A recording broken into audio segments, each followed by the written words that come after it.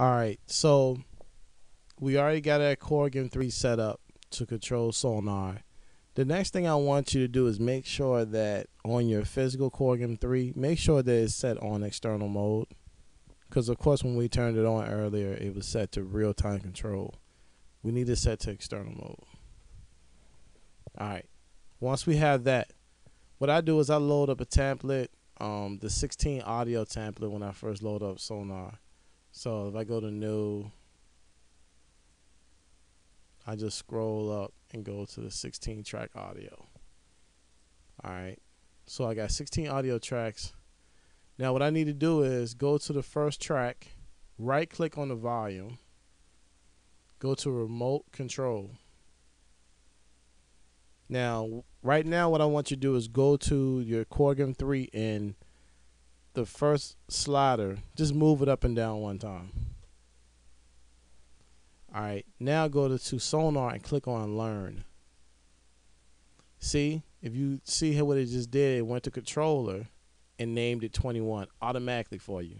Remember, we set slider 1 to be 21.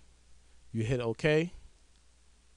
Now move your Korg M3 slider and it's moving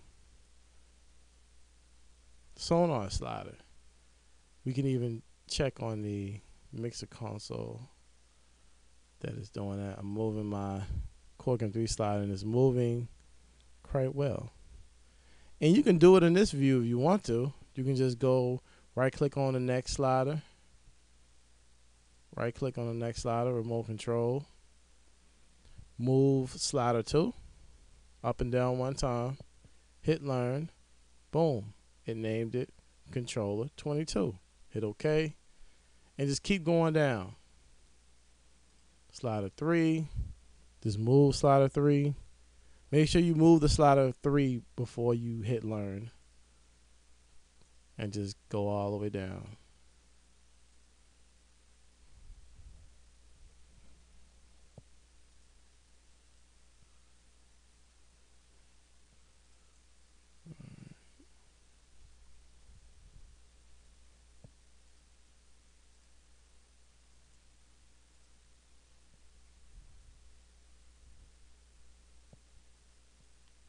Oh, you can do that. If you make a mistake, let's say you make a mistake, all you can do is right click back on that channel and disable remote control and try it again. So remote control,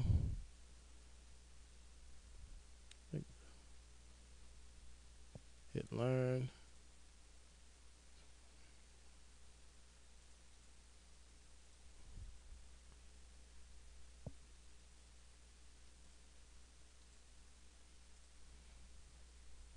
Alright, so now when I move my sliders on sonar, they move the sliders. When I move the sliders on Korg, it moves the sliders on sonar.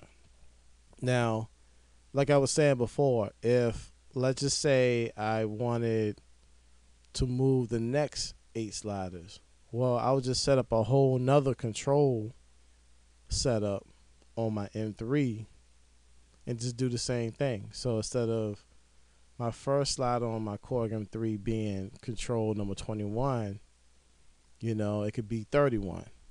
And then I just do the same thing as I did before. And that's pretty much about it. You can do the same thing with the buttons.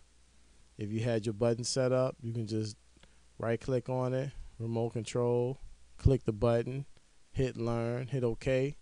And now you can use the buttons to control, you know, the mute button.